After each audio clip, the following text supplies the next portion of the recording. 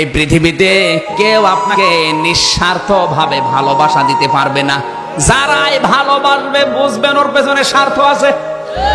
আমি নিজে পরীক্ষিত, আমার শ্বশুর শাশুড়ি আমাকে ভালোবাসে, কিন্তু যতটুকু ভালোবাসে তার চাইতে খোঁটা দেয় বেশি।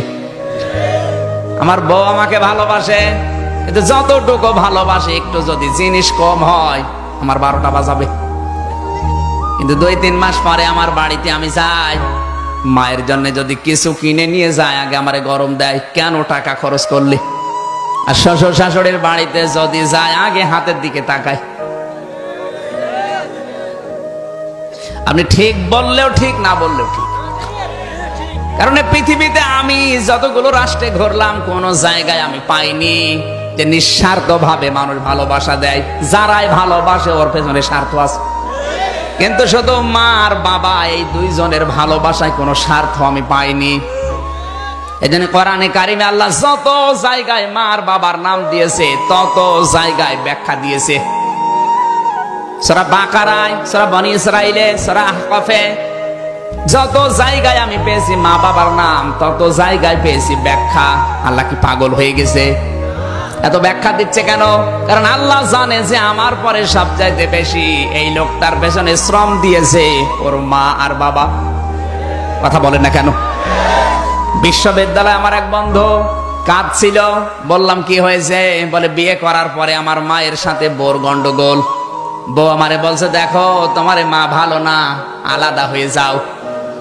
স্ত্রীর চেহারা খুব সুন্দর ছিল, শেষ পর্যন্ত মায়ের সাথে আবার নতুন করে ঝগড়া তৈরি করে আলাদা হয়ে গেলাম। কয়েকদিন পর দেখি মুরগিতে ধান খেয়েছে, এই নিয়ে মারামারি। আমি বাড়িতে আসলাম, বলে তোমার মাও ভালো না, বাবাও ভালো না, আমাকে নিয়ে যদি সংসার করতে চাও এদের থেকে আলাদা হয়ে আমার বাবার বাড়ি চলে যাওয়া লাগবে। শেষ পর্যন্ত ওদেরকে নিয়ে চলে গেলাম বাবার বাড়িতে। মা বাবার সাথে কোনো সম্পর্ক নেই, কথাবার্তাও বলি না। এই মাঝখানে শ্বশুর আর শাশুড়ি মিলে টাকা পয়সা দিয়ে আমার পাঠিয়ে দিল লন্ডনে। দীর্ঘ 5 বছর আমি লন্ডনে আছি, যত টাকা পয়সা উপায় হয় সব আমার স্ত্রীর নামে অ্যাকাউন্ট করা পাঠিয়ে দেয়। মা বাবার খোঁজও নেয়নি, খবরও নেয়নি। কিন্তু হঠাৎ আমার প্লেগ রোগ দেখা দিল, সোয়াইসি রোগ, যেটা যার কাছে যায় তারই হয়। লন্ডনে ডাক্তাররা বলেছে দেখো এই রোগে মানুষ 2-3 মাসের বেশি বাঁচে না। তোমার যখন রোগটা ধরা পড়েছে তাড়াতাড়ি নিজের দেশে চলে যাও। চিঠি লিখেছে শ্বশুর আর শাশুড়ির কাছে। লন্ডনের ডাক্তাররা শরীর পরীক্ষা করে রিপোর্ট দিয়েছে আমার প্লেগ রোগ, আমি 3-4 মাসের বেশি আর বাঁচবো না। আগামী মাসের প্রথম সপ্তাহের মঙ্গলবারে ঢাকায় আসবো, আপনারা এয়ারপোর্টে আসবেন। স্ত্রীর কাছে একই কথা লিখেছে। আর একটা চিঠি নিয়ে চিন্তা করছে আমার মা বাবা, এদের কাছে চিঠি লিখবো, না জানে আবার কি মনে করে। যাই মনে করে করুক, আমি তো তাদেরই সন্তান। চিঠি লিখেছে মার বাবা, দীর্ঘ 5 বছর তোমাদের খোঁজ খবর নেইনি, এ চিঠি পেলে না জানি কি মনে করো। আগামী মাসের প্রথম সপ্তাহের মঙ্গলবারে ঢাকায় আসবো, এয়ারপোর্টে আসবেন। শরীর খারাপ, মায়ের কাছেও বাবার কাছেও লিখে নাই। চিন্তা করছে দেখি চিঠির জবাব আসে কিনা। হঠাৎ করে দেখে জবাব দিয়েছে শ্বশুর আর শাশুড়ি। চিঠির জবাব দিয়েছে জামাই বাবা চলে যখন আসতেছ তোমার শাশুড়ির জন্য লাল লাল চাদর আর আমার জন্য শার্ট আর প্যান্টের পিস নিয়ে এসো। স্ত্রী জবাব দিচ্ছে বান্ধবীদের স্বামীরা আসার সময় এই এই জিনিস নিয়ে এসেছে, তোমার আমি লিস্ট করে দিলাম, আসার সময় তুমি এই এই জিনিস নিয়ে আসবা। চিন্তা করে আল্লাহ সবাই তো জিনিস চায়, আমার শরীর কেমন আছে একটা বারও জিজ্ঞাসা করে না। আমার মা বাবা তো চিঠির উত্তর দিল না। ওরা যদি চিঠি পাঠাতো তাহলে দেখতাম ওরাও কোনো জিনিস চাই কিনা। হঠাৎ পিয়ন এসে বলে চিঠি। বাইরে যে দেখে মা আর বাবা দুইজন মিলে চিঠি লিখেছে। চিন্তা করছে না এই চিঠি আমি এখনই পড়বো না। কেরোসিন তেল এনেছে, ম্যাচ নিয়ে এসেছে। যদি চিঠি খোলার পরে দেখি এখানে ওদের মতো জিনিস চাওয়া আছে, তাহলে আমি নিজের শরীরে কেরোসিন ঢেলে আগুন লাগিয়ে মারা যাবো আত্মহত্যা করে।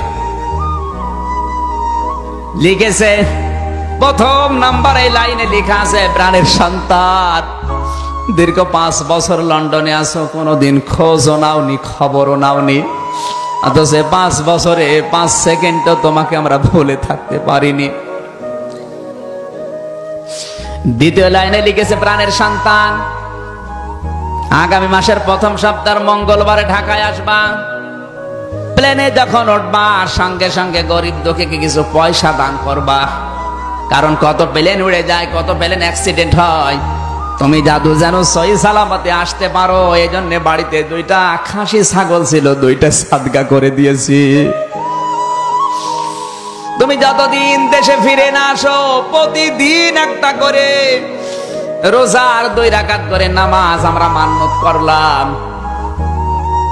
চিঠি পড়ার চোখের পানি ফেলে হাউমাউ করে কাঁদে, আল্লাহ আমি কি করলাম। যাদের জন্য জীবনটাই নষ্ট করে দিয়েছি তারা জিনিস চায়, আর এদের খোঁজই নেইনি। এরা আমার জানের হেফাজতের জন্য নামাজ রোজা মান্নত করে, গরিব দুঃখীকে পয়সা দিতে বলে, খাসি সাদগা করে। আল্লাহ কারো জন্য যদি কিছু নাও নেই, অন্তত এই মা বাবার জন্য আমি জিনিস নিতে ভুল করব না। ব্যাগ ভর্তি করে এসে নেমেছে শাহজালাল বিমানবন্দরে। নামার পরে শ্বশুরা শাশুড়ি বলে কই আমাদের সেগুলো, বলে আনি নাই। আপনি তো জানেন আমার শরীর খারাপ, মার্কেটে যেতে পারি নাই, টাকা আছে আমার কাছে, ঢাকায় পাওয়া যায় কিনে দেব। বলে জানতাম যদি এরকম জবাব দেবে কখনো আমার মেয়ে তোমার সাথে বিয়ে দিতাম না। স্ত্রী ডাক দিয়ে বলে বাবার মায়ের জিনিস আনলে না, আমার সে জিনিস কই? বলে আনি নাই। বলে বাবার জিনিস আনলে না, মায়ের জিনিসও আনো নাই, আমার কথাও তোমার মনে নেই। তোমার মতো স্বামীর আমার আর দরকার নেই। এয়ারপোর্টে আমি তোমার এই ডিভোর্স দিয়ে চলে গেলাম। যাবে তো, কারণ তো বাঁচবে না। কথা বলেন। পাথরের মতো দাঁড়িয়ে আছে, চিন্তা করছে আমার মা বাবা মনে হয় আসে নাই, কই তাদেরকে তো দেখি না। হঠাৎ পেছন দিক থেকে গেজারা ডাক দিয়েছে, আয় রে বাবা আমাদের বুকে আয়। দীর্ঘ 5 বছর তোকে দেখি না, এক নজর দেখার পরে মনে হচ্ছে আকাশের চাঁদ আমরা হাতে পেয়েছি।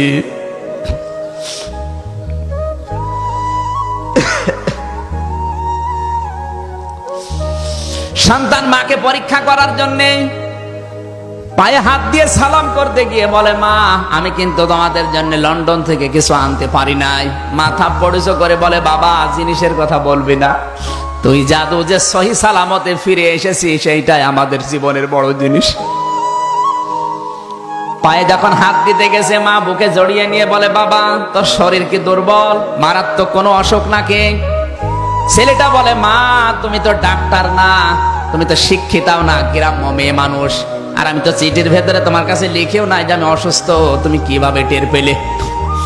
মা বলে বাবা 10 মাস 10 দিন তোকে আমি তরমুজের মতো বহন করেছি এই পেটে, ডেলিভারির কষ্ট সহ্য করে দুনিয়ার মুখ তোকে দেখালাম, 2.5 বছর পর্যন্ত তোকে দুধ খাওয়ালাম, 2 বছর 2.5 বছর তোকে বুকের দুধ গুলো খাওয়ালাম, 25-30 বছর পর্যন্ত তোর পেছনে আমি শ্রম দিয়েছি, যে বিনা স্বার্থে এতগুলো বছর তোর পেছনে আমি কাটালাম, আমি মা কি বুঝবো না তোর শরীর ভালো না খারাপ? সত্যি করে বলতো তোর কি হয়েছে? ছেলেটা হাউমাউ করে কেঁদে বলে মা আমি আর কিচ্ছু লুকাবো না, কিচ্ছু গোপন করব না, এমন একটা অসুখ আমার শরীরে, প্লেগ রোগ, ডাক্তাররা বলেছে 3-4 মাসের বেশি আর বাঁচবো না। ও মা বাবা যা করেছি অন্তত মরণের আগে আমারে মাফ করে দাও। বন্ধু বলে আমির হামজা আমি দেখি সঙ্গে সঙ্গে আমার মা আর বাবা দুইজনের সেজদায় পড়ে গেল এয়ারপোর্টে, ডাক দিয়ে কেঁদে বলে আল্লাহ তুমি আমাদেরকে মেরে ফেলো, আমাদের হায়াত আমরা এই সন্তানটাকে দিয়ে দিলাম, আমার এই সন্তানটাকে দুনিয়ার কিছুদিন তুমি বাঁচিয়ে রাখো। নবীজি জানিয়েছেন মার বাবা যদি মন থেকে কিছু বলে ওটা কিন্তু সঙ্গে সঙ্গে আরশে চলে যায়। আমার আল্লাহ মার বাবার দোয়া কবুল করে ওই ছেলেটাকে কুদরতের দাওয়া পান করিয়ে চিরদিনের জন্য সুস্থ বানিয়ে দিয়েছেন।